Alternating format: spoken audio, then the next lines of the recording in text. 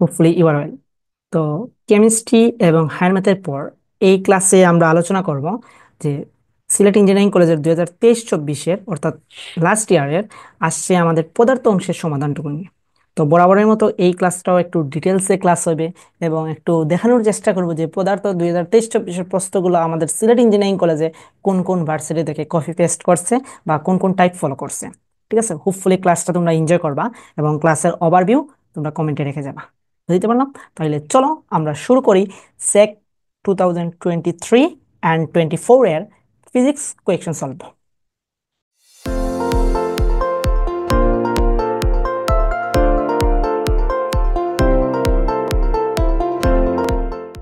আজকের ক্লাসে আমরা দেখবো যে পদার্থ অংশটুকুর সলভ।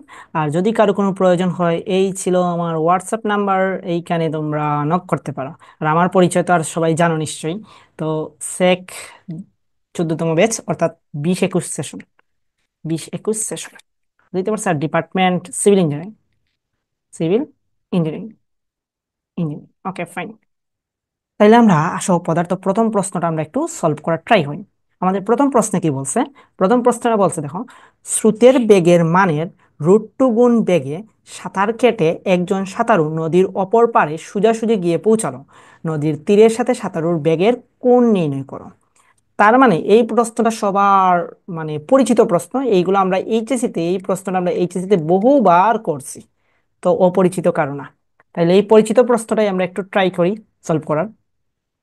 তো দেখি আমরা এখন ড্র করি, আমি চিত্রটা ড্র করি, তারপর আমরা এইটা সলভ করার ট্রাই করি। ধরো এই দিকে আমাদের স্রোতটা প্রবাহিত হচ্ছে, আমাদের তো আর নদী আঁকতে হবে না, তবুও এঁকে দিই। তাহলে ধরলাম এই হইল নদীর প্রস্থ বা দৈর্ঘ্য, যাই বলো নাকি। আর স্রোতটা এই দিকে প্রবাহিত হচ্ছে, যা আমি স্রোতের দিক এইখানে বসাইছি, এইটাকে ধরে নিলাম আমি পি। এবং ধরো তুমি এ পয়েন্ট থেকে যাত্রা শুরু করছো এবং তার ঠিক অপর পয়েন্ট বি তে তুমি যাবা। ধরো এইখানে এ পয়েন্ট থেকে যাত্রা শুরু করছো, ঠিক অপর বিন্দু বি তে যাবা, এটাই বলছে। একজন সাঁতারু দেখো নদীর অপর পারে সোজাসুজি গিয়ে পৌঁছায়। তার মানে তুমি পৌঁছাইছো, এ থেকে যাত্রা শুরু করছো এবং বি তে গিয়ে পৌঁছাইছো, এইরকম একটা কেস। বুঝতে পারলাম? এইরকম একটা কেস। তার মানে তোমাকে বিতে পৌঁছাইতে হইলে তোমাকে কোন দিকে যাত্রা শুরু করবা?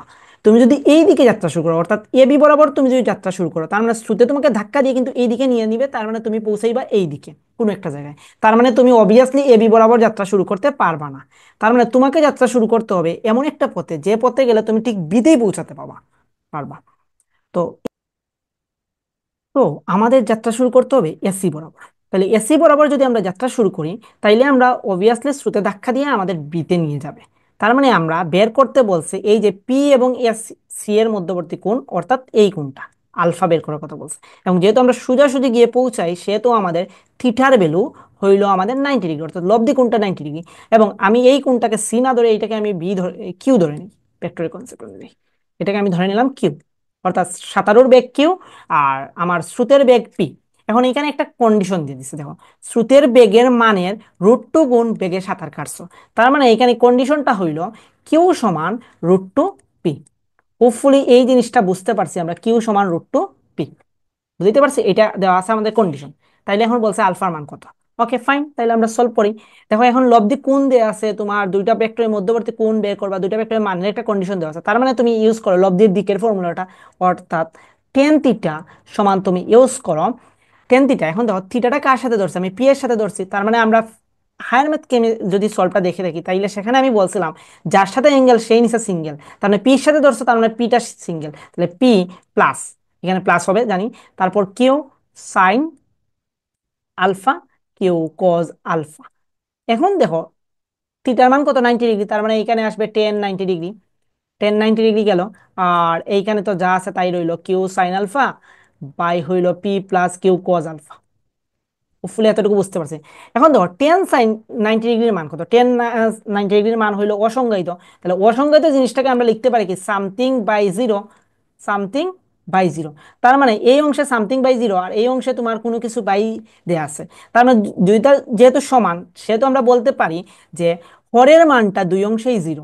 তার মানে এখানে এখন তুমি লিখতে পারো দেখো, P plus Q cos alpha is equal zero, P plus Q cos alpha is equal zero. আচ্ছা, এতটুকু আমরা লিখতে পারি। তার মানে এখন আমরা পরবর্তী লাইনে লিখতে পারি দেখো, কোজ আলফা সমান, তাইলে আমি কি লিখতে পারি? Minus P by Q. Minus P by Q. Okay fine. তাইলে আমি আলফা সমান কি লিখতে পারি, cos inverse minus P by Q. Fine. তাইলে কজ ইনভার্স পির মান কতটুকু আছে, পির মান তো আর পি, আর কিউ এর মান কত ধরছিল তুমি, √2 পি। √2 পি, তার মানে পি পি ক্যান্সেল আউট হয়ে গেল। তাহলে কোজ ইনভার্স তোমার তাহলে কি -1/√2, আর কোজ ইনভার্স -1/√2 হইল 135 ডিগ্রি। তার মানে আনসারটা হবে কত আমাদের, 135 ডিগ্রি। হোপফুলি এটা বুঝতে পারছি। ওকে ফাইন।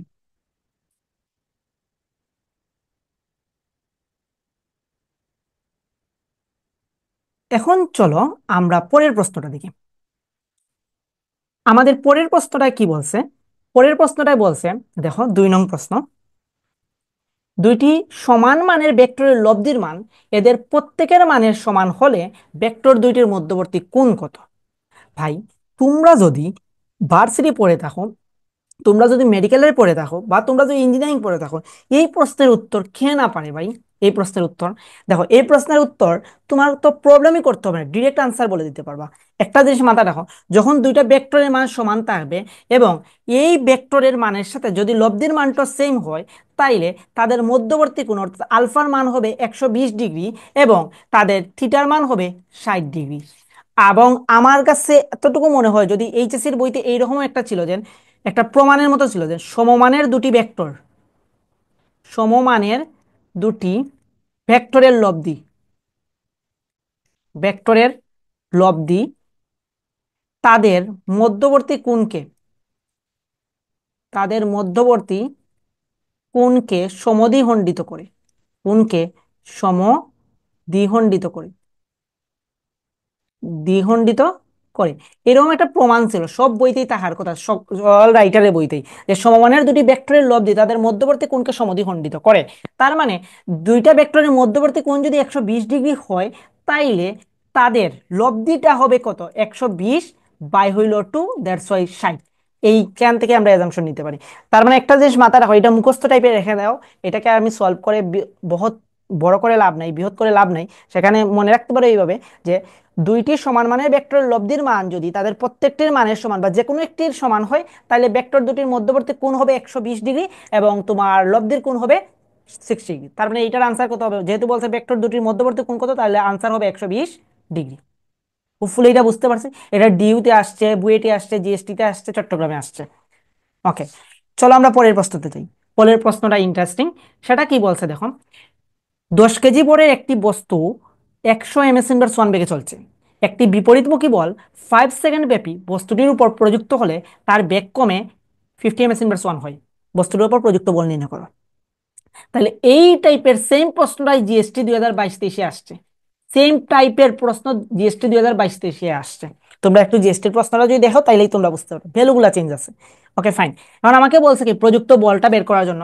এখন দেখো জিনিসটা কি, একটা বস্তুর ভর দেওয়া আছে 10 কেজি, বস্তুটা 100 ms/1 বেগে চলছে এবং 5 সেকেন্ড ধরে তুমি একটা বল প্রয়োগ করছো, যার কারণে তার বেগটা কমে কত হয়েছে, 50 ms/1 হয়েছে। তার মানে দেখো এখানে কি কি ডাটা দেওয়া আছে, আমার বস্তুর ভর দেওয়া আছে 10 কেজি, তারপর আমাদের আদিবেগ যদি বলো, তাহলে আদিবেগ দেওয়া আছে 100 ms/1, শেষ বেগ দেওয়া আছে তোমার 50 ms/1, তারপর তোমার সময় দেওয়া আছে কত, তোমার 5 সেকেন্ড। তাহলে আমাকে বল বের করার জন্য বলছে। তাহলে এটা নিউটন সাহেবের দ্বিতীয় সূত্র যদি তুমি অ্যাপ্লাই করো, অর্থাৎ বল বস্তুর ভরবেগের পরিবর্তনের হারের সমান, অর্থাৎ M V minus U by T.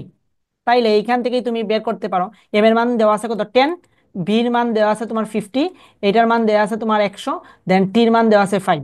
তাইলে এইটা যদি তুমি হ্যান্ড ক্যালকুলেশন করো, তাইলেই হয়ে যায় 2 × -50, দ্যাটস ওয়াই -100 নিউটন। যেহেতু প্রযুক্ত বল বলছে, সেহেতু এইটা মাইনাসই লিখবা, প্রযুক্ত বল মানে মাইনাস হবে। যদি বলতো বাধাদানকারী বল, তাহলে কিন্তু তোমার আনসার হইতো 100 নিউটন। যেহেতু বলছে প্রযুক্ত বল, সেহেতু হবে -100 নিউটন। হোপফুলি এটা ক্লিয়ারলি বুঝছো যে প্লাস দিবা নাকি মাইনাস দিবা। যদি তুমি প্লাস দাও, তাহলে বোঝা যাবে এটা বাধাদানকারী বল, আর যদি তুমি মাইনাস দাও, তাহলে বোঝা যাবে এটা প্রযুক্ত বল। ওকে, এখন চলো আমরা পরের প্রশ্নতে মুভ করি। আমাদের এই 4 নং প্রশ্নতে কি বলছে দেখো, 4 নং প্রশ্ন সেম নিউটনের বলবিদ্যা। তার মানে নিউটনের বলবিদ্যা আমরা কয় নং প্রশ্ন পাইলাম, এটা এই নিয়ে আমরা পরপর দুইটা প্রশ্ন ফিক্স করব। এটা কি বলছে দেখো, 20 ms/1 বেগে আগত 0.2 কেজি বরের ক্রিকেট বলকে একজন খেলোয়াড় ক্যাচ ধরে 0.1 সেকেন্ড সময়ের মধ্যে থামিয়ে দিল, খেলোয়াড় কর্তৃক প্রয়োগকৃত গড় বল কত।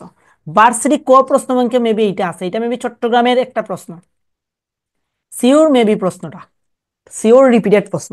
তার মানে ভার্সিটি কতে এটা মেবি প্রথম টাইপের মধ্যে আছে, প্রথম টাইপ না হলে দ্বিতীয় টাইপের মধ্যে আছে, আমি দেখছিলাম, সঠিক মনে নাই। ঠিক আছে, যাই হোক। বা এটা ডিউ আসছে 2011, 10-11-তে, ডিউতে আসছে 2010-11, বুঝতে পারলাম। আর রিসেন্টলি তুমি যদি দেখো তাহলে ভার্সিটি চট্টগ্রামের প্রশ্ন মেবি। ওকে ফাইন, বুঝতে পারলাম, তাহলে ভার্সিটি থেকে আসছে। কি বলছে, 20 এম/1 ব্যাগে 0.1 কেজি বড় একটি ক্রিকেট বলকে একজন খেলোয়াড় ক্যাচ ধরে 0.1 সেকেন্ডের মধ্যে থামিয়ে দেয়, খেলোয়াড় কর্তৃক গড় বল কত?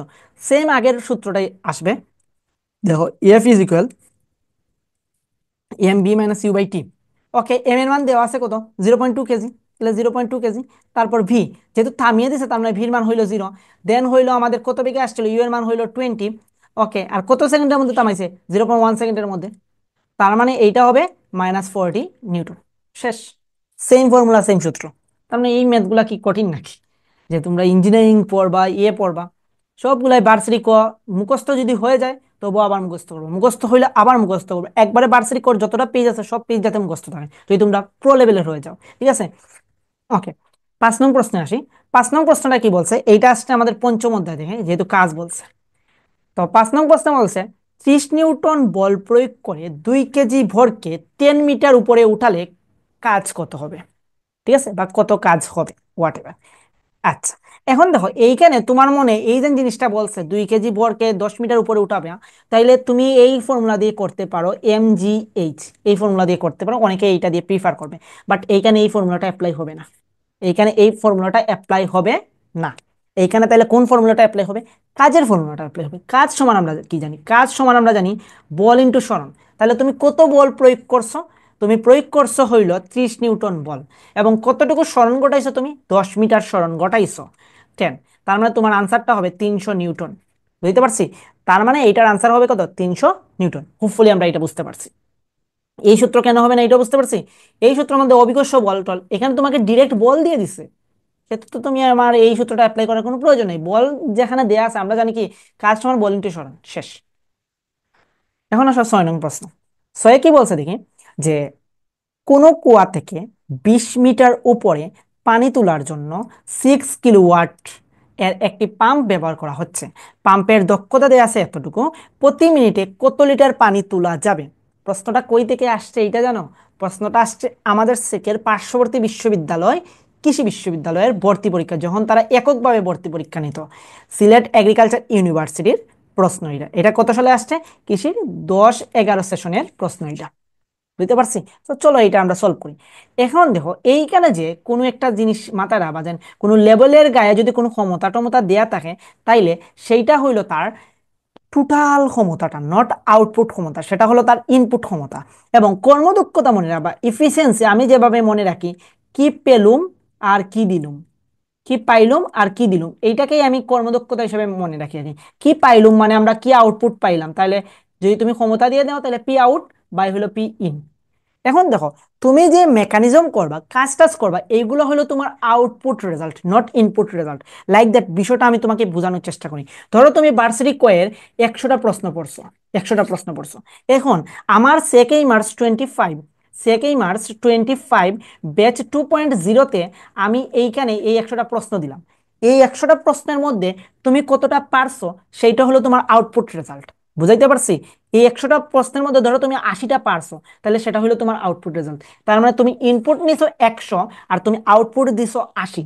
এইটাই হইলো তোমার, এই দুইটার কম্পারিজন করলে কিন্তু তুমি পাবা যে তুমি ইফিসিয়েন্সি পাবা। তো এইখানেও এই জিনিসটাই আছে, তোমরা অনেকেই এইটা নিয়ে কাজ করতে পারো, সো এইটা নিয়ে কাজ করলে বোকামি হবে। তোমরা কাজ করবে আউটপুট রেজাল্ট কত সেটা নিয়ে। তার মানে যেহেতু আমরা ইফিসিয়েন্সি সমান এইটা জানি, তার মানে পি আউট সমান আমরা তাইলে কি লিখতে পারি? পি আউট সমান লিখতে পারি ইফিসিয়েন্সি ইন্টু পি ইন।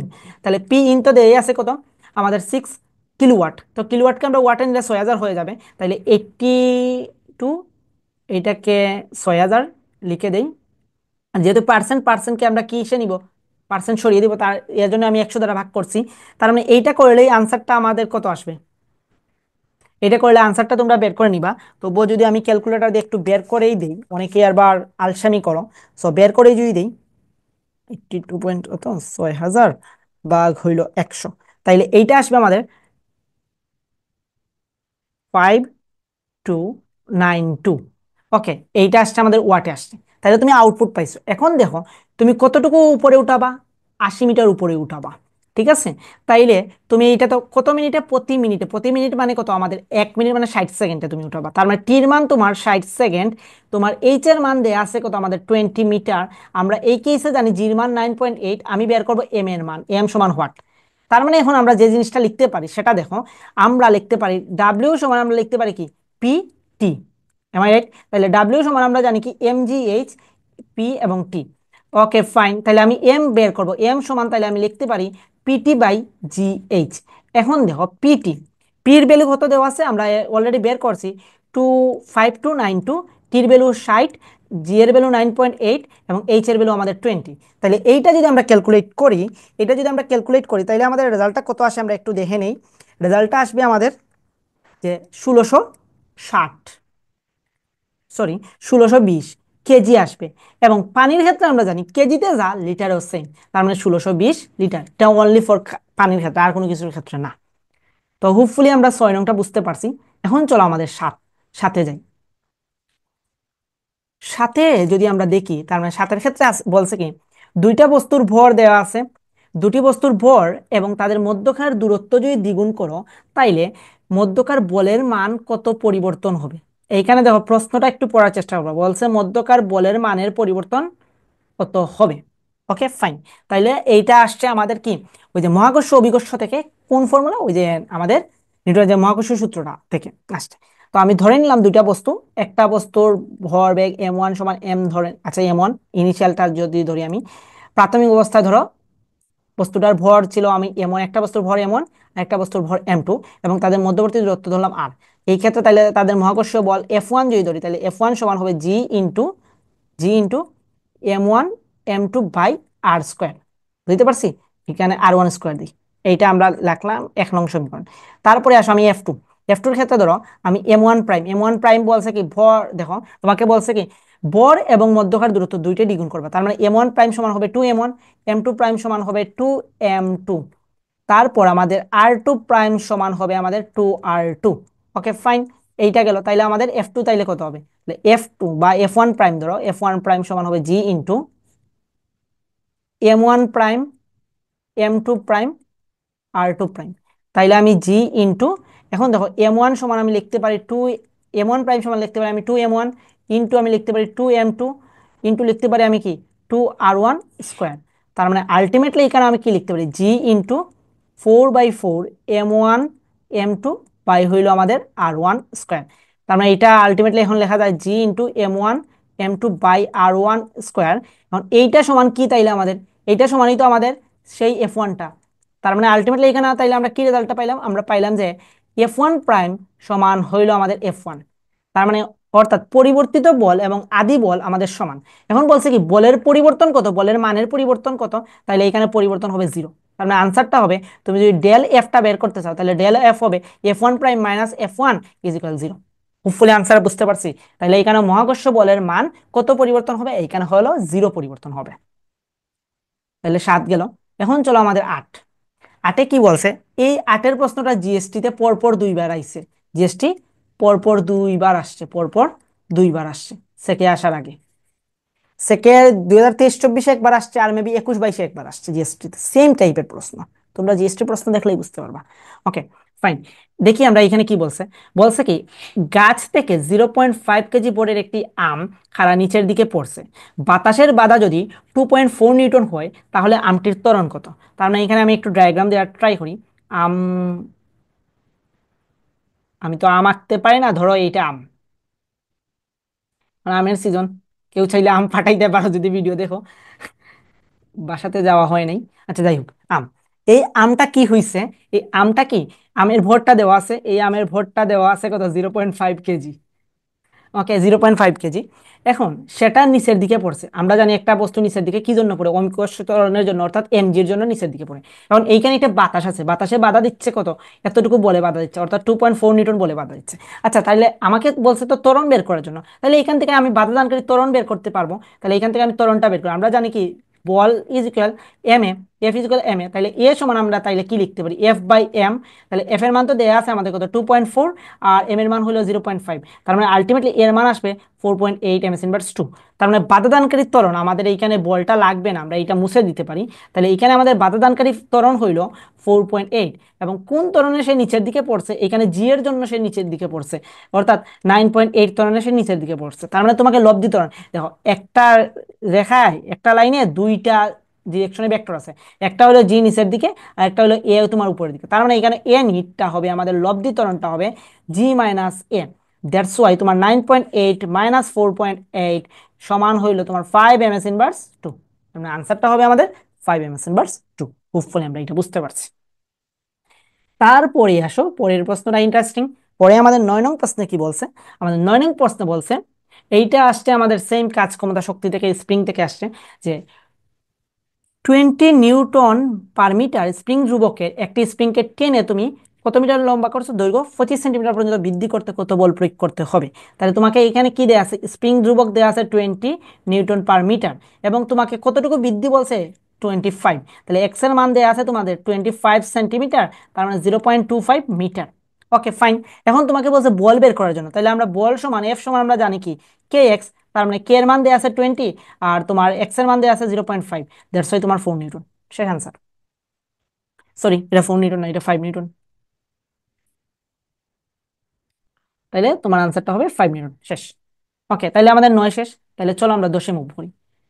আমাদের 10-এ কি বলছে, 10-এ বলছে এই দেখো, 10-এর প্রশ্নটা আমরা মুখস্থ পারার কথা, যে একটি মার্বেলকে সুতায় বেঁধে বৃত্তাকার পথে ঘুরালে কাজের পরিমাণ কত।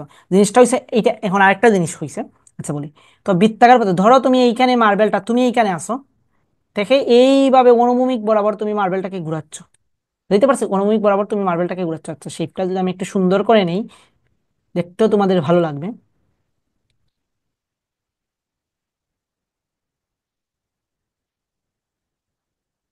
ওকে, তাহলে শেপটা তোমাদের বোঝানোর জন্য আমি সুন্দর করে একটা শেপ নিলাম। তাহলে এইখানে দেখে তুমি বৃত্তাকার পথে ঘুরাইছো, তার মানে ধরলাম, আমি কালারটা যদি চেঞ্জ করে একটু বুঝাই, ধরো তুমি এ পয়েন্টে আসো, ধরো এইখান থেকে তুমি এ পয়েন্ট থেকে তুমি ঘুরাচ্ছ, তো মার্বেলকে বেঁধে বৃত্তাকার পথে ঘুরালে কাজের পরিমাণ। এখন মার্বেলটা ঘুরিয়ে তোমার আবার এ বিন্দুতে আসছে, তাহলে এ বিন্দুতে যদি আসে সম্পূর্ণ রাউন্ড করে যদি আবার এ বিন্দুতেই আসে, তাহলে তার সরণটা কত হয়, সরণ 0 হয়। বৃত্তাকার পথে যদি সম্পূর্ণ পরিদর্শন করে সরণটা 0 হয়। তার মানে তোমার কাজ হবে এফ এস, এখানে 0ই চলে আসছে, একটা ওয়ে। আচ্ছা, আরেকটা ওয়ে তুমি দেখতে পারো, এইখানে বেগের দিক বা সরণের দিক, এইটা তোমার বলতে পারো কি, তোমার এই যে ইয়ের সাথে কি হয়, সরণের দিক। এইখানে যদি তুমি কাউন্ট করো, সরণের দিক হয় স্পর্শক বরাবর, অর্থাৎ বেগের দিক বা সরণের দিক স্পর্শক বরাবর, আর তোমার কেন্দ্রমুখী ত্বরণের দিক কত, তোমার এই দিকে, এফ এর দিকটা এই দিকে। তার মানে এখানে সরণ এবং বল এই দুটার মধ্যবর্তী কোণ কত, 90 ডিগ্রি। তাহলে 90 ডিগ্রি হয়, আমরা জানি কি কাজ সমান আমরা জানি কি, যে ভেক্টর ফরম্যাটে লিখি এফ ডট এস। তাহলে মধ্যবর্তী কোণ থিটা যদি 90 ডিগ্রি হয়, তাহলে আমরা জানি কি ভেক্টর দুইটার ডট গুণফলের মান কত হয়, 0 হয়, আর ডট গুণফল 0 হলে কাজের মানও 0। তার মানে তুমি দুইটা লজিকেই এখানে অ্যাপ্লাই করতে পারো। হোপফুলি আমরা এটা বুঝতে পারছি, এবং এইটা আমাদের পারা পারা প্রশ্ন। ঠিক আছে, এটা যারা মেডিকেলে পড়ছো এরাও পারার কথা, যারা ইঞ্জিনিয়ারিং পড়ছো পারার কথা, ভার্সিটি যারা পড়ছো পারার কথা। তাহলে 10 গেল। চলো এখন আমরা 11-তে মুভ করি। আমাদের 11 প্রশ্নটা কি বলছে, 11 প্রশ্নটা আসছে আমাদের পর্যায়বৃত্ত গতি থেকে, অর্থাৎ অষ্টম অধ্যায় থেকে।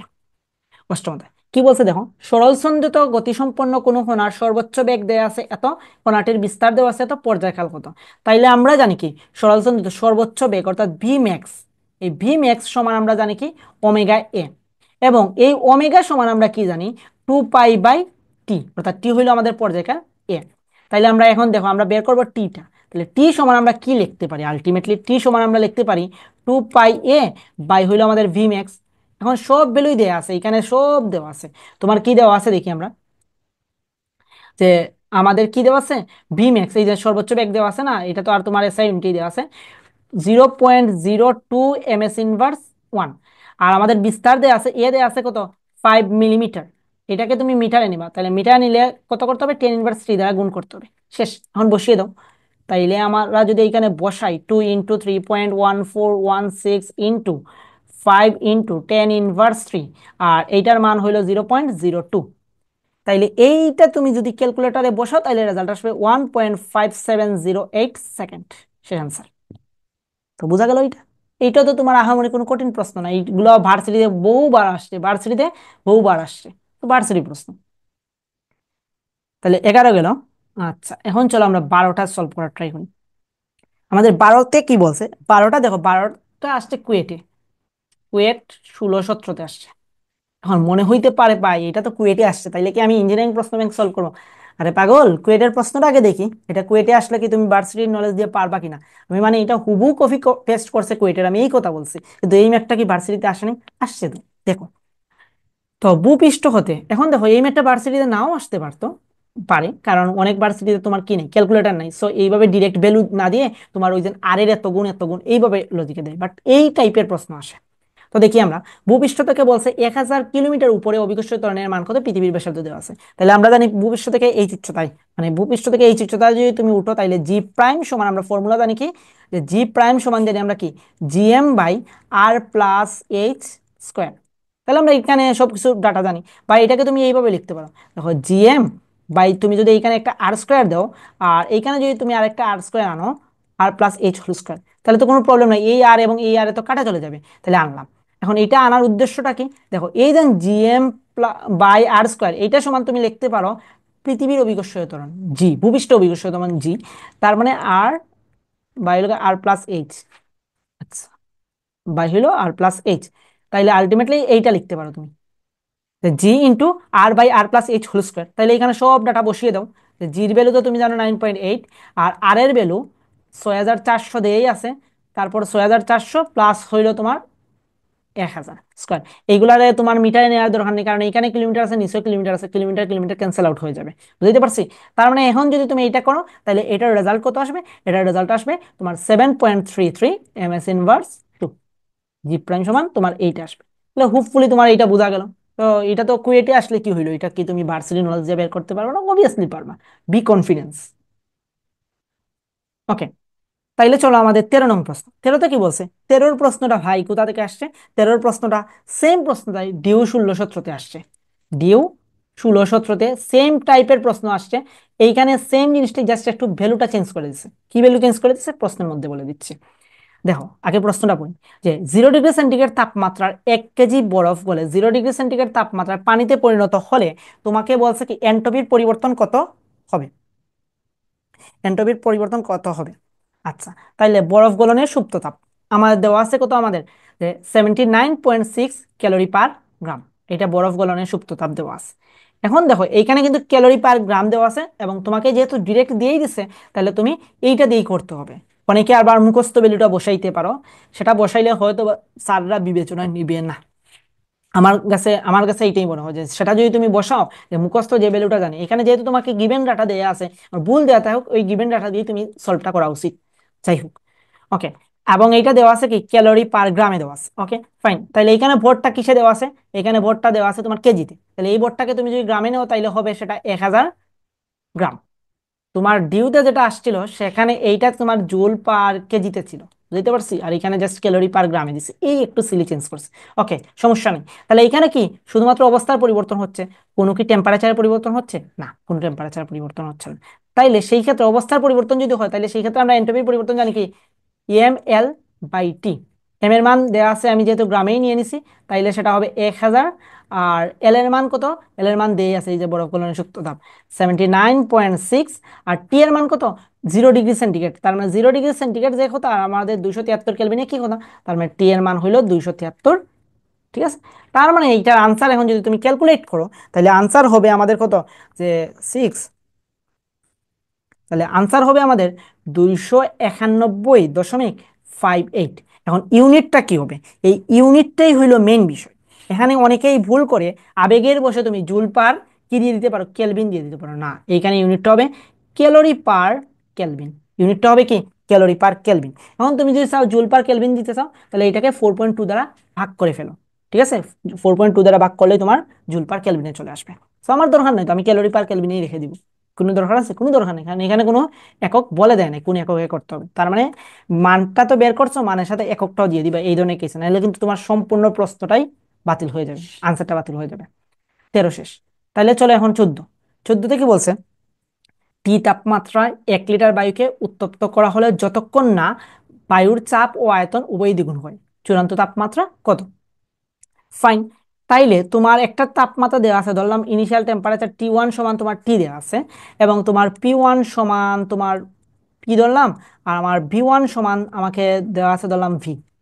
ওকে, এবং পরবর্তী ডাটাতে কি দেওয়া আছে, P2 সমান কি বলছে, বায়ুর চাপ এবং আয়তন দ্বিগুণ হয়। তার মানে P2 সমান 2P, এবং V2 সমান হইলো আমাদের 2B 2V, আর আমাদের T2 সমান হোয়াট, আমরা এটা বের করবো। তার মানে এখানে চাপ, আয়তন এবং টেম্পারেচার তিনটেই পরিবর্তন হবে, অর্থাৎ বয়েল এবং চার্লসের সমন্বয় সূত্র। তার মানে এখানে আমরা লিখবো P1V1/T1 ইজ ইকুয়াল P2V2/T2। বের করবো আমরা T2। তো T2 কে যদি আমরা বের করতে চাই, তাহলে এখানে বসিয়ে দিই P1 সমান P, V1 সমান V, T1 সমান T।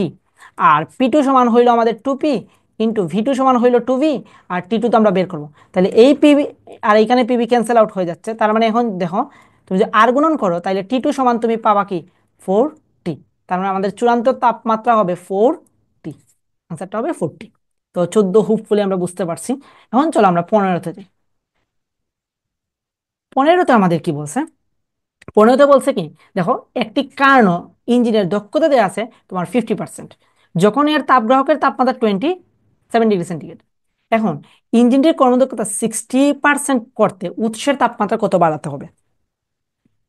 তার মানে বলছে কি, একটা কার্নো ইঞ্জিনের তাপগ্রাহকের তাপমাত্রা তোমার সেই 27 ডিগ্রি থাকবে, এবং একবার তোমার 50% ছিল, আর একবার তোমার 60% করছো, তাহলে তুমি উৎসের তাপমাত্রা কতটুকু বাড়াবা, এটাই তোমাকে বের করার কথা বলছে। তাহলে চলো আগে আমরা দেখি উৎসের তাপমাত্রা, ইনিশিয়াল অবস্থায় উৎসের তাপমাত্রা কত আছে, দেন ফাইনাল অবস্থায় উৎসের তাপমাত্রা কত আছে, দেন দুইটার মাইনাস করলে কিন্তু আনসার চলে আসবে। তাহলে ফার্স্টেই তোমার 50%-এর জন্য আমরা বের করার ট্রাই করি।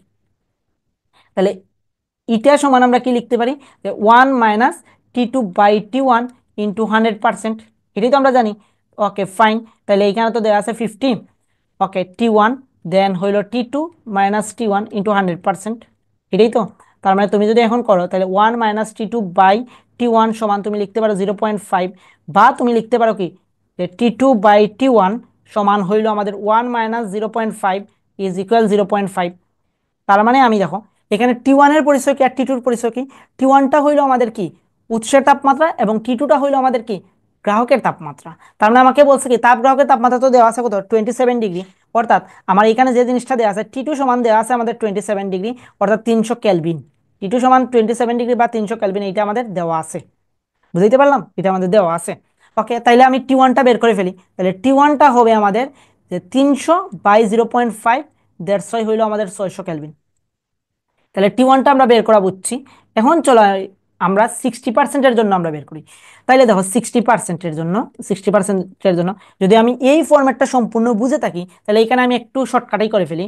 এখানে আমি লিখতে পারি দেখো 1 - T2/T1 সমান 0.6 লিখতে পারি। তার মানে এখন আমি দেখো T2/T1 সমান আমি লিখতে পারি 0.4, দ্যাটস ওয়াই আমি T1 সমান, T1 সমান এখানে T1 প্রাইম দিয়ে দিই আগে, যেহেতু T1 ধরছে, T1 প্রাইম সমান, তাইলে আমি লিখতে পারি দেখো T1 প্রাইম সমান লিখতে পারি, যেহেতু আমাকে তাপ গ্রাহকের তাপমাত্রার কোনো পরিবর্তন বলে নাই, তার মানে তাপ গ্রাহকের তাপমাত্রা 300ই হবে, বাই হলো 0.4।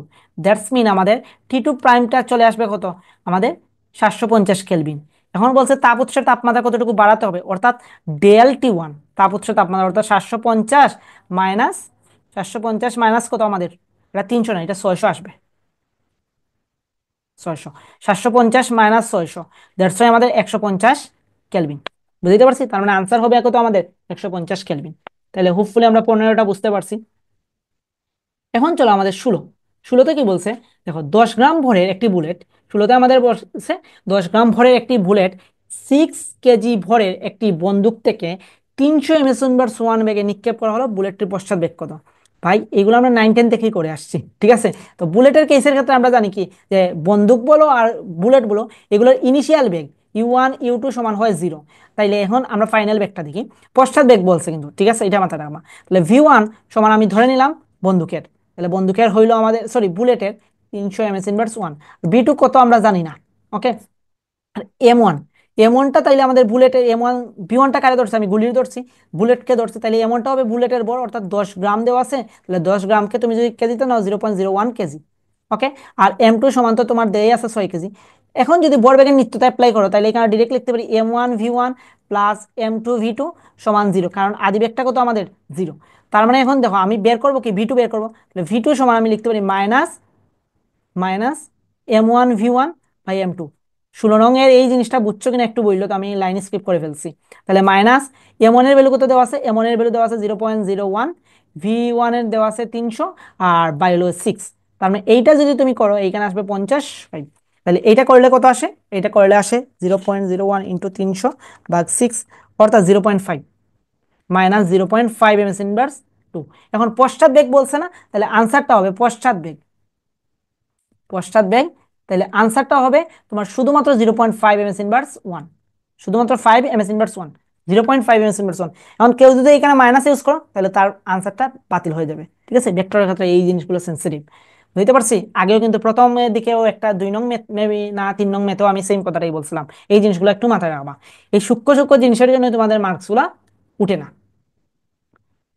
এখন চলো 17 থেকে বলছে যে 0.02 মিটার, 0.02 মিটার ব্যাসার্ধ বিশিষ্ট 64টি গোলাকার ফুটাকে একত্রিত করে বড় ফুটায় পরিণত করা হলো।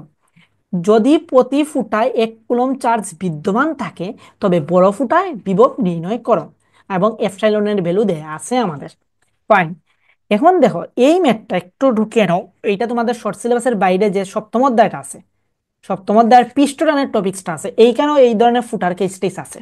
সো এখানে আমি মানে এত বিস্তারিত বলবো না যে এখানে ছোট ফুটার যেগুলো আছে এগুলো একত্রিত করলে বড় ফুটা কিভাবে তোমার ব্যাসার্ধ পাইবা, এইগুলা বলবো না। আমি ডিরেক্ট একটা সূত্র লিখে দিই। বড় ফুটার, বড় ফুটার তোমার আয়তনটা, সরি হ্যাঁ, ব্যাসার্ধটা হবে R is equal cubic root of N, R is equal cubic root of N into small R. তাহলে এইটা হলো তোমার বড় ফুটার ব্যাসার্ধ, এইটা হলো তোমার ছোট ফুটার ব্যাসার্ধ, আর এইখানে হলো কতটা ফুটা আছে। ওকে, তাহলে এখন তোমার যদি বড় ফুটার ব্যাসার্ধ দিত তাহলে ছোট ফুটার ব্যাসার্ধটা কিভাবে বের করতা, ইজিলি বের করা যেত। যে তুমি কি ইউজ করতা, যে small R is equal R by cubic root of N, এইভাবে করে কিন্তু আমরা ছোট ফুটার ব্যাসার্ধ বের করতে পারতাম। আমার এখন এই জিনিসটা লাগবে না, আমার তো এই জিনিসটা লাগবে না, সো আমি এই জিনিসটা মুছে দিচ্ছি। তাহলে এখন স্মল আর এর মান কত দেওয়া আছে দেখো, 0.02। ওকে, আর কতটা ফুটা আছে, তোমার 64টা ফুটা আছে। তার মানে আমাদের ক্যাপিটাল আরটা কত হবে তাইলে, যে কিউবিক রুট অফ 64 ইন্টু 0.02। তার মানে এইখানে কিউবিক রুট করলে কত আসবে, 4 × 0.02 ইজ ইকুয়াল কত তোমার 0.08 মিটার। তার মানে তোমার বড় ফুটার ব্যাসার্ধ কত পাইছে, 0.08 মিটার। এখন দেখো আরেকটা কেস দেওয়া আছে, প্রত্যেকটা ফুটায় কতটুকু চার্জ দেওয়া আছে, 1 কুলম্ব চার্জ। তাহলে এখন ফুটা আছে কয়টা, 64টা। তার মানে 64টা ফুটার মোট চার্জ কত হবে তাইলে, 1 × 64, দ্যাটস ওয়াই 64 কুলম্ব। ওকে, তাহলে তুমি চার্জ পাইছো, ব্যাসার্ধ পাইছো। এখন বলছে কি তোমার বিভবটা বের করার জন্য, তাহলে ফুটাটা একটা গোলাকার বস্তু, তাহলে বিভবটা হয় কি আমরা জানি ভি সমান আমরা লিখতে পারি কি 1/4πε0 ইন্টু Q/R। তাহলে এখানে তো এপসাইলন নটের ভ্যালু দেওয়া আছে, যদি এপসাইলন নটের ভ্যালু এইটা থাকে তাহলে আমরা ডিরেক্ট এই টার্ম সমান তাহলে কি লিখতে পারি, শূন্য মাধ্যমের ক্ষেত্রে লিখতে পারি 9 × 10⁹, 9 × 10⁹। তো তুমি চাইলে এইটা লিখতে পারো, বা তুমি এই ভ্যালুটা ক্যালকুলেটারে বসাও, সবকিছু বসাও, বসাই করো। তাহলে আমি এখানে ডিরেক্ট লিখে দিচ্ছি 9 × 10⁹। আর এই যে কিউবের ভ্যালু, এই কিউবের ভ্যালু হলো তোমার 64, আর এইটার ভ্যালু হইলো কত 0.08। ওকে, তাইলে এইখানে তুমি লিখতে পারো 9 × 10⁹, আর এইটা 8 যদি থাকতো তাইলে 8 × 64, তার মানে এইখানে আসবে 80। তার মানে আলটিমেটলি, আলটিমেটলি হইবে তোমার কত, যে তোমার এইটা বের হবে তোমার হাতে কলমে যদি তুমি করো তাইলেও তোমার বের হবে 7.2 × 10⁻12। বুঝতে পারছি, বিভবের একক কি, ভোল্ট, ফার্স্টে ভোল্ট দিয়ে দিবা। তার মানে এইটার আনসার বোঝা গেল, 7.2 × 10⁻10⁻12। তাহলে 17 নং সলভটা আমরা বুঝতে পারছি, প্রবলেম সলভটা। এখন চলো 18। 18টা কি বলছে ভাই, 18 প্রশ্ন আমার সলভ করে দিতে হবে, ঠিক সিরিয়াসলি। দেখো 18তে কি বলছে, 18 মেডিকেলে যারা আছে তারা তো ঠাস টুসিটা বসিয়ে দিবা, ঠিক আছে না।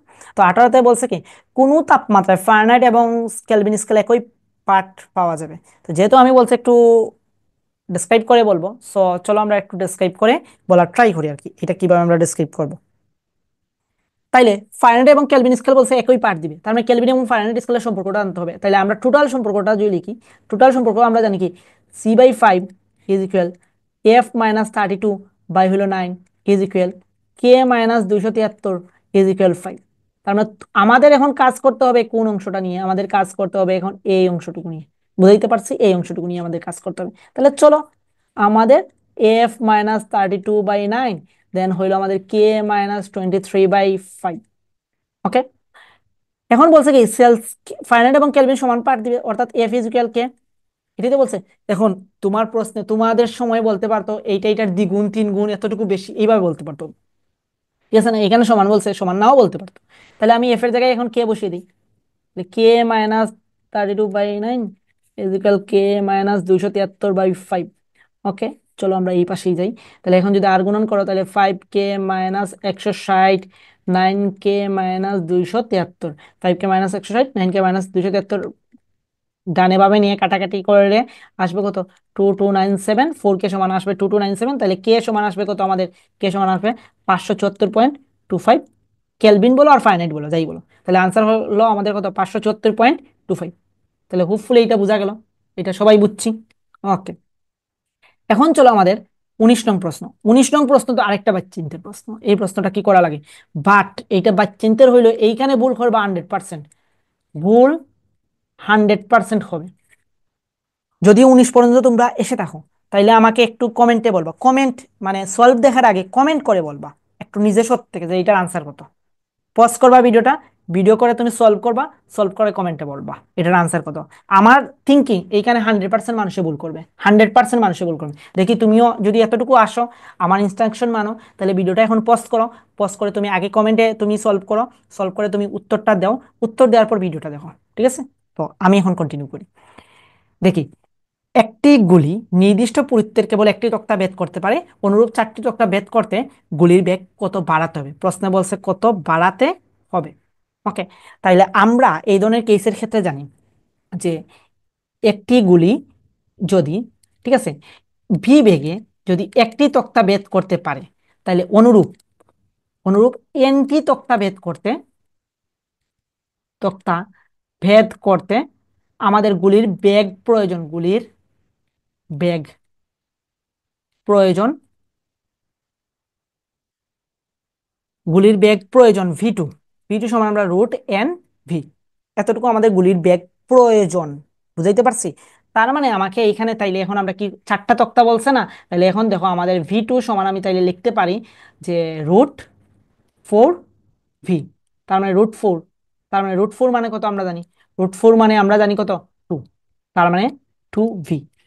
তাহলে আমাদের এতটুকু বেগ প্রয়োজন, এতটুকু বেগ প্রয়োজন, তার মানে তোমাকে প্রশ্ন করছে কি যে কতটুকু বাড়াতে হবে। তাইলে ভি 1 সমান তো তুমি ভি ধরছো, আর ভি 2 সমান তাইলে তুমি কি পাইছো 2v, তার মানে তোমাকে বৃদ্ধি করতে হবে, অর্থাৎ ডেল ভি সমান হবে 2v minus B, that's why V. তার মানে তোমাকে বি পরিমাণ বাড়াতে হবে, বা তোমাকে এখানে বলতে পারো তুমি 100% তোমাকে বাড়াতে হবে, তুমি বি পরিমাণ বাড়াতে হবে লিখতে পারো, বা তোমাকে লিখতে পারো 100% বাড়াতে হবে। প্রশ্নটা বুঝতে পারছি? এইখানেই তোমরা ভুলটা করবে, তোমরা লিখে আসবে কি জানো, মোস্ট প্রবাবলি পোলাপাইন কি করে 2v লিখে আসে বা 200% লিখে আসে। তোমাকে তো প্রশ্নে বলছে কি কতটুকু বাড়াতে হবে, তোমাকে বলে নাই কতটুকু করতে হবে, যদি করতে হতো বলতো তাহলে এইটা রাইট, আর যদি বলছে যেহেতু বাড়াতে হবে তার মানে 100% রাইট। বুঝতে পারছি? আচ্ছা, ওকে, তাহলে 19 শেষ আমাদের, এখন চলো 20। 20-এ কি বলছে দেখো, 20-এর প্রশ্নটা ইজি, যে 100 ওহম রোধ বিশিষ্ট একটি তারকে টেনে 8 গুণ লম্বা করা হলো, লম্বাকৃত তারটির রোধ কত। তার মানে এই ধরনের কেসের ক্ষেত্রে আমরা জানি পরিবর্তিত রোধ যদি n গুণ লম্বা করা হয়, n গুণ লম্বা করা হয়, লম্বা করা হয় তাহলে পরিবর্তিত রোধ ধরলাম আর প্রাইম, আর প্রাইম সমান হয় আমাদের n² r। তাহলে এখানে কত গুণ লম্বা করা হয়েছে 8 গুণ, তাহলে 8², আর আর এর মান ইনিশিয়াল রোধ কত দেওয়া আছে আমার 100, তার মানে 64 × 100, অর্থাৎ 6400 ওহম। শেষ, তাহলে আমাদের 20-এর আনসার শেষ। এইগুলা পারবা না, আর সত্যি কথা বলতে 2023-24 ফিজিক্স অংশটা সহজই আসছে। এখন আসি আমরা 21 নং প্রশ্ন। এই 21 নং প্রশ্নে কি বলছে আমাদের, দেখো বলছে কি দুইটি সমান চার্জের মধ্যবর্তী দূরত্ব অর্ধেক করা হলে এবং চার্জ দুটির মান কমিয়ে অর্ধেক করা হলে বলের মান কত। সেম আগে যখন আমরা পাসে না সয়ে দেখছিলাম যে কুলম্বের যে ফর্মুলা, সরি নিউটনের যে ফর্মুলা, এইখানেও সিমিলার কেস কুলম্বের ফর্মুলা। এখন সমপরিমাণ সম জিনিস যদি করা হয় তাহলে এটা মাথায় রাখবেন বলের মানের কোনো পরিবর্তন হয় না, ঠিক আছে? বলের মানে অ্যাকচুয়ালি কোনো পরিবর্তন হয় না, এটাও আমরা দেখি। দেখো Q2 সমান বলছে কি ½ Q1 এবং তোমার Q2 প্রাইম, সরি এটাকে আমি এইভাবে ধরি, ইনিশিয়াল তুমি যদি ধরো, ইনিশিয়াল যদি ধরো আমি ধরলাম Q1 চার্জের মান, আর Q2 ছিল, আর দূরত্ব ছিল R1, তাহলে আমাদের ইনিশিয়াল কুলম্ব বল যেটা হয় C into Q1 Q2 by হইলো তোমার R1 স্কোয়ার। এখন আসো ফাইনাল। ফাইনালে বলছে কি, ধরো Q1 প্রাইম সমান বলছে হাফ Q1 এবং Q2 প্রাইম সমান বলছে হাফ Q2। ওকে। আর R1 প্রাইম সমান বলছে হাফ R1। তাইলে এখন আমি F2 যদি বার করতে চাই বা F1 প্রাইম যদি বার করতে চাই, তাহলে আমি লিখতে পারি C ইন্টু যে half of Q1 into half of Q2 into R1 square.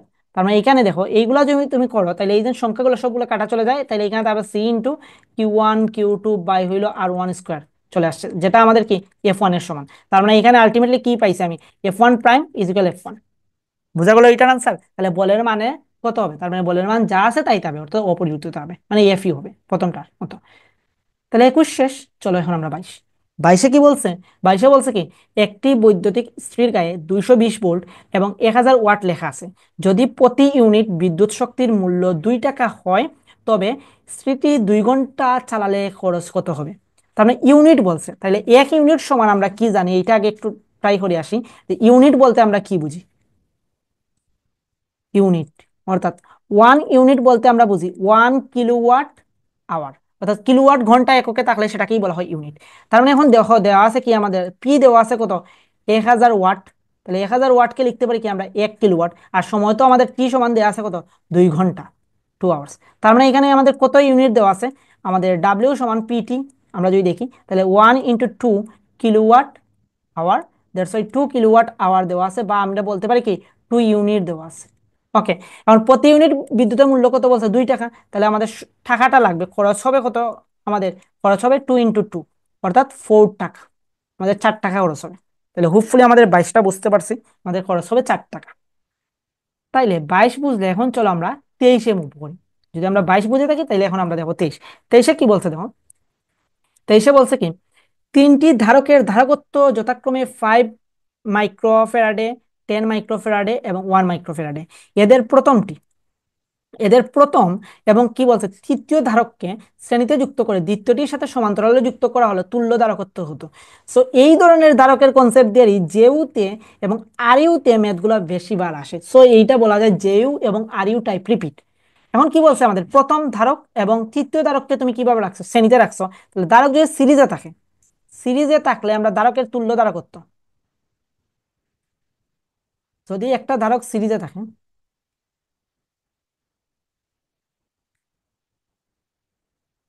Series, একটা ধারক যদি সিরিজে থাকে, তাহলে তুল্য ধারক কত, এস লিখতে পারি, সিএস লিখতে পারি। দেখো C1 প্রাইম ওই যে C2 প্রাইম হোল প্রাইম, এইভাবে লিখতে পারো।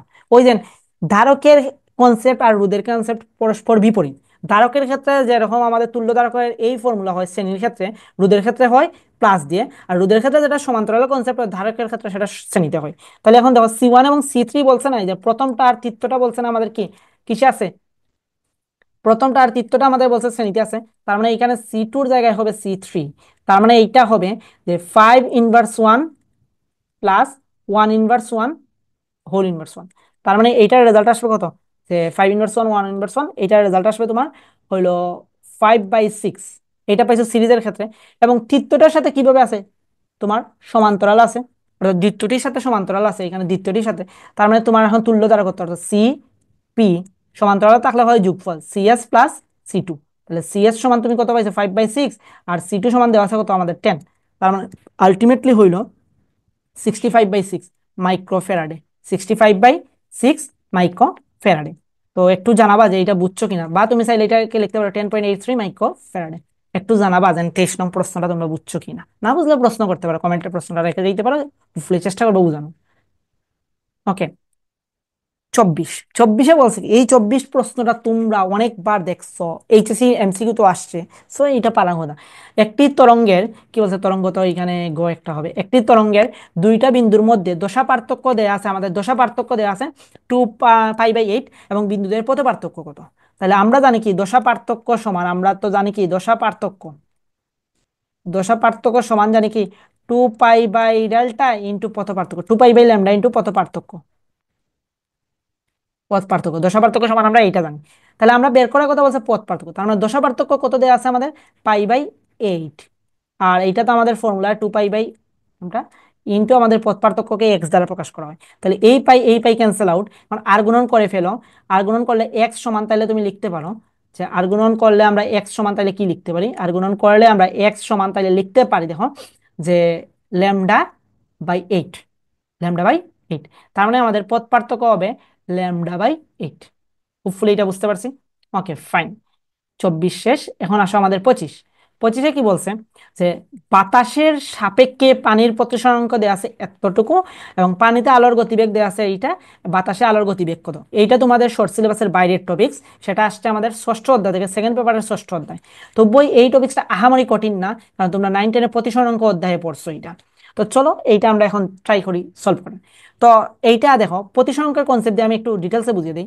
ধরো একটা জিনিস ইয়ে হতে, এ মাধ্যমের সাপেক্ষে ধরো বি মাধ্যমের প্রতিসংখ্যা যদি দেয়া থাকে, তাহলে এই ক্ষেত্রে তোমার বেগের কনসেপ্ট হবে সি এ বাই সিবি। অর্থাৎ যে মাধ্যম সে মাধ্যমের বেগ উপরে, যে মাধ্যম নিচে সে মাধ্যমের বেগ নিচে, অর্থাৎ যার প্রতিসরাঙ্ক তার বেগ নিচে, এবং যে মাধ্যম থেকে আসছে তার বেগ উপরে। বুঝতে পারছি? এই কনসেপ্টটা আমি এখানে অ্যাপ্লাই করবো।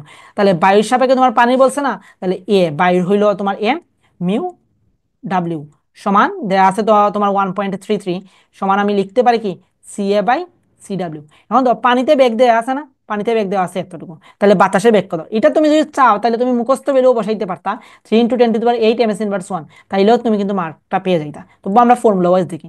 আচ্ছা 1.33, তাইলে দেখো এখন সি এটা বের করবো, তাইলে আমি সি এ সমান, তাইলে আমি লিখতে পারি 1.33 সি ডাব্লিউ। তাইলে এখন দেখো 1.33 আর সি ডাব্লিউ এর মান কত, 2.22 ইন্টু 10⁸8, 2.22 × 10⁸8। তাইলে এইটা যদি তুমি আনসার করো, তাহলে তোমার আনসারটা আসবে 2.95 ইন্টু 10⁸8 ms/1। বা তুমি এইটা যদি তুমি 3 × 10⁸8 ms/1 লিখো, তাইলে কিন্তু ভুল হবে না। ঠিক আছে, গেল আমাদের 25। তাইলে চলো এখন আমাদের 26। 26-এ কি বলছে, সেকের জন্য সবাই যখন বলে যেন একটা তোমার দিয়েই দে একক এবং মাত্রা, এই সেই একক এবং মাত্রা যেটা সেকে দিয়ে দিছে, প্লাঙ্কের ধ্রুবকের মাত্রা। তো প্লাঙ্কের ধ্রুবকের একক কি, প্লাঙ্কের ধ্রুবকের একক আমরা জানি জুল সেকেন্ড, একক জুল সেকেন্ড। এবং মাত্রা কি, মাত্রাও আমরা কিন্তু জানি। ঠিক আছে না? তো এটার মাত্রা কি, তাইলে এটার মাত্রা হইল ml² T−1। শেষ আমাদের 26। ওকে, তারপরে আসো 27। 27 কোথা থেকে আসছে, 27 আসছে আমাদের সেকেন্ড পেপারের নবম অধ্যায়। ওকে, এখানে কি বলছে, এইখানে দেখো বলছে ইউরেনিয়ামের গড়ায়ু দেওয়া আছে এত, অর্ধায়ু কত। তার মানে গড়ায়ু এবং অর্ধায়ু, তাহলে আমরা জানি অর্ধায়ু আর গড়ায়ুর মধ্যে সম্পর্ক, অর্ধায়ু T1/2 সমান লেখা যায় যে গড় আয়ু লন 2। অর্ধায়ু T1/2 সমান লেখা যায় গড় আয়ু ইন্টু লন 2। তো এটা আমরা অর্ধায়ু এবং গড়ায়ুর মধ্যে সম্পর্ক জানি। তাহলে গড়ায়ুর মান তো দিয়ে আছে 6.4935 ইন্টু 10⁹9 আর লন 2। ঠিক আছে, তাইলে এইটা করলেই তো আমাদের অর্ধায়ুর রেজাল্টটা আসবে, অর্ধায়ুর রেজাল্ট আসবে 4.5 ইন্টু 10⁹9 ইয়ার্স। শেষ। তাহলে 27 ডিরেক্ট ফর্মুলা অ্যাপ্লাই করছে, শেষ। এইগুলো ছোট ছোট ফর্মুলা বাচ্চাদের। চলো 28। 28 কোথা থেকে আসছে, 28 আসছে সেকেন্ড পেপারের দশম অধ্যায়। এবং এই টাইপটা কিন্তু কেমিস্ট্রির জন্য এইটাই ইম্পর্টেন্ট, কেমিস্ট্রিতে দেখবা তোমাদের সময় এইখান থেকে দিয়ে দিতে পারে নিউটনের ইয়ে। তাহলে দেখো তোমার ইউরেনিয়ামের একটা নিউক্লিয়াসে বলছে নিউটনের সংখ্যা কত, তার মানে ইউরেনিয়ামের ভর সংখ্যা দেওয়া আছে কত 238, এবং প্রোটন সংখ্যা দেওয়া আছে কত 92। তাহলে আমাকে বলছে কি নিউটন সংখ্যা কত। তাহলে আমরা জানি কি ভর সংখ্যা সমান আমরা জানি কি প্রোটন সংখ্যা প্লাস নিউটন সংখ্যা। তার মানে আমাদের প্রোটন সংখ্যা দেওয়া আছে 238, 238 সরি, নিউটন সংখ্যা সরি হ্যাঁ নিউটন সংখ্যা দেওয়া আছে, সরি, বোর সংখ্যা সমান দেওয়া আছে হইলো আমাদের 238, আর প্রোটন সংখ্যা হইলো আমাদের 92, এবং নিউটন সংখ্যা হইলো আমাদের এন। তাইলে আমাদের এন সমান, তাইলে আমি লিখতে পারি 238 মাইনাস 92। তাহলে 238 মাইনাস 92 করলে কত আসবে, একটু কমেন্টেই তোমরা করে ফেলো। 146, কমেন্ট করতে হবে না, আমি বলে দিলাম 146। তাহলে 28 শেষ। এখন চলো আমাদের 29। 29-এ কি বলছে, সেই তোমাদের অনাকাঙ্ক্ষিত সিলেট ইঞ্জিনিয়ারিং কলেজ। তো বলছে কি সিলেট ইঞ্জিনিয়ারিং কলেজের আকাশে একটি ড্রোন উড়ছিল। তোমরা দেখো তো, আমার ইউটিউবে আমি একটা স্টোরি দিছিলাম, শর্ট দিছিলাম, সিভিল ইঞ্জিনিয়ারিং এর ড্রোন ভিউ। ঠিক আছে, সো এইভাবে ধরো একটা ড্রোন উড়ছিল। তো পৃথিবীতে এর দৈর্ঘ্য ছিল কত 100 সেন্টিমিটার, এবং কলেজের একজন শিক্ষার্থী উড়ন্ত ড্রোনের দৈর্ঘ্য দেখলো 99 সেন্টিমিটার। ড্রোনের বেগ কত, ড্রোনটা কত বেগে উড়ছিল। ওকে ফাইন, তাহলে আমরা এখানে দেখতে পারলাম যে তোমার L0 সমান দেয়া আছে তোমার 100 সেন্টিমিটার, আর আমার এল সমান দেয়া আছে 99 সেন্টিমিটার, এবং আমি ভিটা বের করবো, ভি সমান ওয়াট। তাহলে এটা আধুনিক আপেক্ষিক কথা থেকে আসছে। তাহলে আমরা এখানে ফর্মুলাটা কি জানি, এল সমান আমরা জানি L0 √1 - V/c হোল স্কয়ার। তাইলে এইখান থেকে আমরা তাইলে দেখো লিখতে পারি কি L by L not is equal root over 1 - b/c² okay, fine. এখন হোল স্কোয়ার করে ফেলো, তাহলে এখানে লিখতে পারি 1 - b² / c² is equal L/L0²। তার মানে এখন তুমি লিখতে পারো, দেখো v² / c² সমান লিখতে পারো 1 - v L/L0²। তার মানে এখানে তুমি আলটিমেটলি বি সমান তাইলে কি লিখতে পারো, C into root over 1 - L/L0²। তাহলে এল এর মান বসিয়ে দাও তোমার 100, এবং তোমার এল নটের মান, সরি, এল নটের মান বসিয়ে দাও এখানে 100, এবং এল এর মান বসিয়ে দাও 99। তাইলেই তোমার ভির মানটা চলে আসবে। ভির মানটা তুমি যদি এইখানে বসাও, তাহলে ভির মানটা আসবে মোস্ট প্রবাবলি 4.23 × 10⁻7 ms−1। দেখো এখানে কিন্তু আমি একটা সূত্র তোমাদের ক্রিয়েট করে দিছি। চাইলে তোমরা কিন্তু এই সূত্র দিয়ে করতে পারো, যদি এই ধরনের দৈর্ঘ্য রিলেটেড দিয়ে বলে বেগ কত, তোমাদের একটা সূত্র দিয়ে দিলাম, ঠিক আছে। যাই হোক, তাইলে আমরা 29টা হোপফুলি বুঝতে পারছি। এখন চলো আমাদের 30 এবং শেষ প্রবলেম, ঠিক আছে না? শেষ প্রবলেম। তো এত সময় দেখার জন্য তোমাদের থ্যাংক ইউ।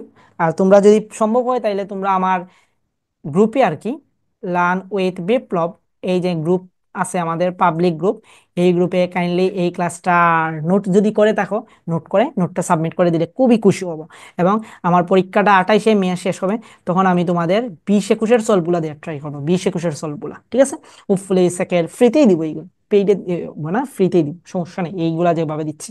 তো চলো আমাদের 30 কি বলছে, একটি বস্তু কণার ভর দেওয়া আছে এত, এর পুরোটাই শক্তিতে রূপান্তরিত হলে কি পরিমাণ শক্তি পাওয়া যাবে। এটাও আপেক্ষিকতা থেকে আসছে, আমাদের আইনস্টাইনের বিখ্যাত সূত্র বা কুখ্যাত সূত্র, ই সমান mc² অ্যাপ্লাই করো, তাহলে ভর সম্পূর্ণ শক্তিতে কনভার্ট হয়ে যাবে। এম এর মান দেওয়া আছে 9.1 × 10⁻28, আর সির মান তো আমরা জানি 3 × 10⁻8²। শেষ। এইটা যদি করো তাহলে তোমার রেজাল্ট আসবে 8.19 × 10⁻, এত জুল। তুমি চাইলে জুলে রাখতে পারো, বা কেউ কেউ চাও যদি তুমি ইলেকট্রোভোল্টে নিতে পারো, ইলেকট্রোভোল্টে কিভাবে নিব, 8.19 × 10⁻99 1.6 × 10⁻19। অর্থাৎ আমরা জানি কি যে 1 জুল সমান হলো 1.6 × 10⁻19 ইলেকট্রোভোল্ট। 1 জুল সমান 10⁻19 ইলেকট্রোভোল্ট, বুঝতে পারছি? সো এই ফর্মুলাটা আমরা অ্যাপ্লাই করছি। যাই হোক, তো এইটা তুমি যদি করো তাহলে এইখানে তোমার যে রেজাল্টটা আসবে, এইটা তোমার ইলেকট্রোভোল্টে আসবে আর কি। এইটা আসবে হোপফুলি 585 × 10⁶ ইলেকট্রোভোল্ট, বা 10⁶ যেহেতু আসছে, তাইলে তুমি এটাকে চাইলে মেগা ইলেকট্রোভোল্টও লিখতে পারো। তো আমি বলবো এত কিচ্ছা কাহিনী করার দরকার নাই, তোমরা এই জানে এইখানে আনসারটা রাখলেই কিন্তু তোমরা মার্কসটা পেয়ে যাচ্ছ অবভিয়াসলি। দেখো তাহলে, দেখো এই সেম প্রশ্নটাই তোমার এখন দুইটা রেজাল্ট বার হয়েছে না, কেউ দিছে ধরো 511.85, আর কেউ দিছে 8.19 × 10⁻11, ঠিক আছে না? এখন তোমরা যদি খালি জাস্ট সংখ্যাটা লিখে রাখো 8.19 × 10⁻11, তাহলে কি আমি বুঝতে পারবো এটা কোন এককে তুমি লিখছো, জুলে লিখছো নাকি মেগা ইলেকট্রোভোল্টে লিখছো। ধরো আমার কাছে আনসারটা দেওয়া আছে, আমার কাছে যে আনসার শিটটা আসে এইখানে ধরো দেওয়া আছে 875 মেগা ইলেকট্রোভোল্ট, আমার কাছে এইটা দেওয়া আছে। আর তোমরা লিখা দিয়েছো খালি এইটা, তার মানে কি তোমরা কোনো একক দাও না, তাহলে মানে তো আমি এটা ক্রস করে কেটে দিব, বুঝতে পারছি? তার মানে এই ধরনের ফিজিক্সের যে ম্যাথগুলা তোমাকে যদি ডিরেক্ট বলে দেয় না কোন এককে করতে হবে, এখানে যদি কোনো কিছু বলা না থাকে, তাহলে তোমার কি করতে হবে, তোমার করতে হবে অবভিয়াসলি সলভ করে তুমি যে ইউনিটে করছো সেই ইউনিটটা কি করতে হবে, দেখিয়ে দিতে হবে। তাহলে হোপফুলি আমরা এটা বুঝতে পারছি সলভ ক্লাসটা। যদি আমরা এতটুকু বুঝে, তো এই ছিল আর কি তোমাদের ফিজিক্সের যে সলভ ক্লাসটা, হোপফুলি আমরা সম্পূর্ণটাই বুঝতে পারছি। তারপরে যদি কোনো কিছু বুঝো না, তাহলে অবভিয়াসলি কমেন্ট করবা। আর অবভিয়াসলি যদি ক্লাস নোট করো, তাহলে আমাদের লার্ন উইথ বিপ্লব গ্রুপে শেয়ার করবা। তো ভালো থাকো, সুস্থ থাকো, এবং ঠিক মতো পড়াশোনা করো। এই 10টা 15টা গ্রুপে ঘোরাঘুরি না করে অনলি ওয়ান তোমাদের বিশ্বাসযোগ্য লার্ন উইথ বিপ্লবের সাথেই দেখো। ধন্যবাদ সবাইকে।